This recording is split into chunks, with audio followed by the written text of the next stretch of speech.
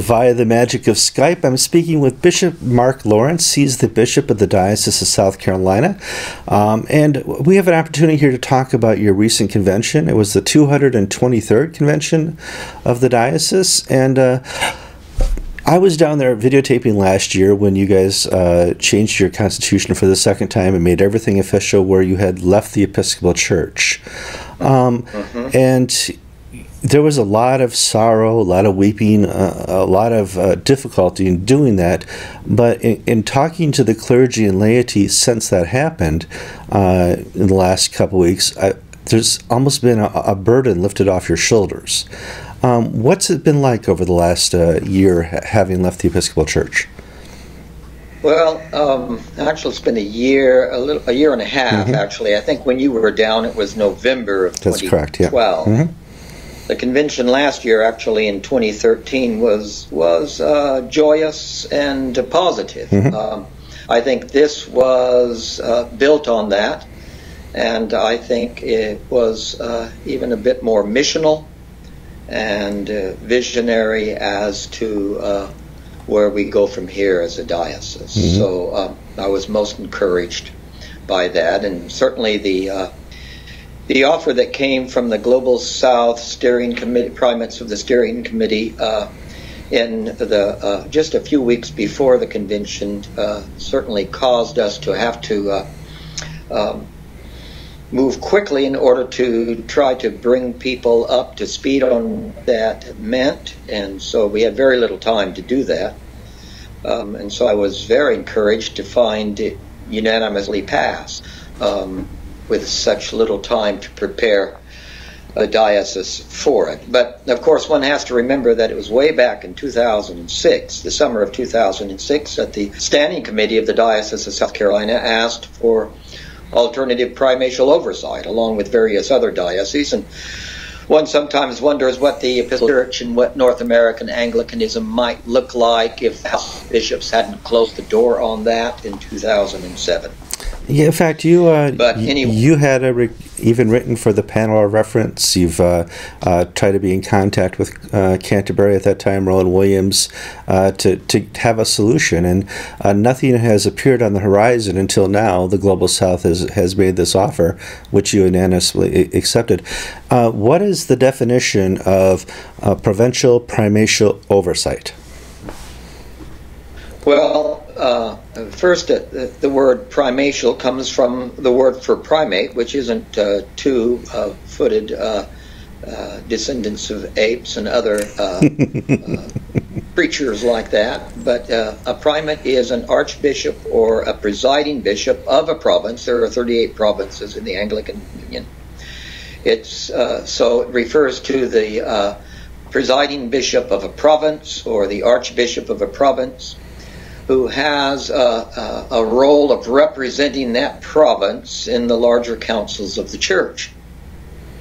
And so, since at this point in its history, the Anglican Communion is divided into provinces, that capacity to have a primate represent the parish, the diocese, the province, in the larger bodies of the church is, I think, an important component of who we are as Anglicans. Now, and so to have a provincial oversight, someone who provides that link with the larger communion, is, at this stage of the life of emerging Anglicanism, still an important matter. You've also put together a task force to look at the future relationships. What is their... provincially, right. Yeah, in a provincial sense. What is their task? Their task will be, one, to take the pulse of the diocese, secondly, to look at the provincial opportunities that might be available to us, and then to make a recommendation to the Standing Committee, to the Bishop, to Diocesan Council, and ultimately to the Diocesan Convention itself. And is tasked with a time frame in which to do that. You've also had a busy year. As you've noted before, and I've noted many times, one of the difficulties with the Carolinas is there's a lot of purple in a small area. and it's overlapping purple. We call it overlapping jurisdictions. This year, for the first time, I think you guys have really sat down and tried to work out scenarios to go forward with, and you've been leading this charge. What does that look like when meeting with these bishops, and what are some of the discussions you're having and moving forward? Well, at this point, it's getting to know one another, having collegiate conversations, fellowship, prayer, reflection on the issues of the day. Some talk about the missional or missionary or the church planting sort of work that we may be considering or doing. So it's still at the beginning stages of the conversation. We've met now twice, if we don't count the fact that all were there for the opening Eucharist. So we've met twice. And it'll be time, I think, probably during the Easter season for us to meet again. Now, I get to speak to clergy frequently from South Carolina, and the last year has been very easy for them as far as not being burdened by the Episcopal Church. But I'm wondering, I don't really get a chance to take a pulse of the laity. How have the laity felt since the diocese left the Episcopal Church?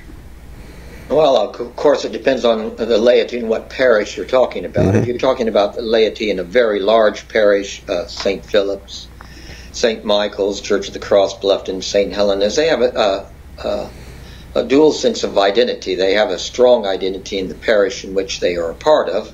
Some of those have very old and long histories. And they have an identity with the diocese, so there's not, I would say, for some of them in those parishes, a lot of angst or anxiety about it. In smaller parishes, especially where they have closer proximity to TEC congregations, I think there is the question of who are we? Are we Episcopalians? Are we Anglicans? That question comes up from time to time, and I'm answering it often in bishop forums. And so there is that question. It's one of the reasons why I had a section on that in the bishop's address. And I think this provisional primatial oversight offers us some help in that regard of Episcopal Anglican identity. Now, is it a single archbishop or primate that's going to oversee, or the whole global South will My understanding is there will be one primate who will be assigned to us, and I assume to anyone else who would make appeal or respond to the offer, that there will be one. It won't be a group of primates who will be overseeing. That would be organized chaos, I'm afraid, but there will be one person. I think I must agree with you. Now, you were just at GAFCON, as was I. Did you take encouragement from GAFCON? Oh, very much so. I thought it was a wonderful thrust of mission, vision, renewal, evangelism, engaging the cultures around us. All of that was very positive, very good. I left wondering about the ecclesial issue that we still have within the communion, that unresolved problem of who we are as a church, emerging Anglicanism in the 21st century. It needs to be not only missional, it needs to be ecclesial as well. We need to have an ecclesiology that is sufficient for the missiology, and a missiology that is not stuck in a institutionalized ecclesiology. So that relationship between those two are essential, and is probably one of the biggest challenges I see before us as a church. Yeah, it must be agreed that the heads of the church, or what we call the instruments of unity, are not working very well, and I think at some point we need to look at replacing or doing something completely different. Well, I think it goes even deeper than that. honestly. You mentioned I forget how you described it, but the amount of purple that is over South Carolina. But it's just not the amount of purple over South Carolina. It's the amount of purple that is the number of bishops throughout North American Anglicanism or Episcopalianism. That is, let's just take this whole question of what a bishop is. If we don't have any understanding of a clear understanding of a bishop, then we're having just this proliferation of bishops without an understanding of what that is all about in the life of the church. Yeah, it's interesting. Even I can say a lot about that. But let me put it this way. Back in the latter decades of the 19th century, a great preacher of the Episcopal Church named Phillips Brooks, who was the rector of Trinity Church in Boston, was elected as the Bishop of Massachusetts. There was some controversy about that, which we probably don't need to go into now. But he was, what I like to say, is a great man in an era of great men, an era of the captains of industry, for instance, of Carnegie, Andrew Mellon, Vanderbilt, Rockefeller. That era of the captains of industry were matched in a way in the life of the church with the great pulpiteers. One of those great pulpiteers in the Episcopal tradition was Phillips Brooks. So when he was elected as Bishop of Massachusetts, his episcopacy only lasted 18 months. There were those that said the demands of the office and the fact that it wasn't always a position that he felt entirely suited for led to an early death. Around that same time, the president of Harvard, Charles Eliot, said to William Lawrence, who was teaching at the Episcopal Divinity School, among other things, said, you know, the office of a bishop doesn't need a great man. Someone like William Lawrence will do. Well, William Lawrence was from an Episcopalian from a long line of business leaders. And he brought to the office the skills of an administrator, the gifts of an executive leader. And he began bringing all that sort of executive responsibility, oversight to the office, and that combined with a lot of other things led to, in a way, a shift in the office of bishop. Now, as we move into eras in the latter part of the 20th century and in the first part of the 21st century, we see a different kind of culture that emerges from what was the centralized bureaucracy that emerged in 20th century America, in which the church participated in that kind of thrust as well. Now we're in a more entrepreneurial sort of state. So if one looks at the proliferation of bishops, for instance, in something like ACNA, one finds, okay, on one level we have the executive type leader, on another level we have the Catholic bishop model, on another level we have the innovative, creative, entrepreneurial model, and all of these models are intertwined with one another. But we haven't, and in the Episcopal Church, various models emerging as well, and there's no deep, abiding clarity. What is the office of a bishop to be, and what is a bishop supposed to do? Now, there was, going back in that era, those eras that I was talking about in the late 1900s and early part of the 20th century.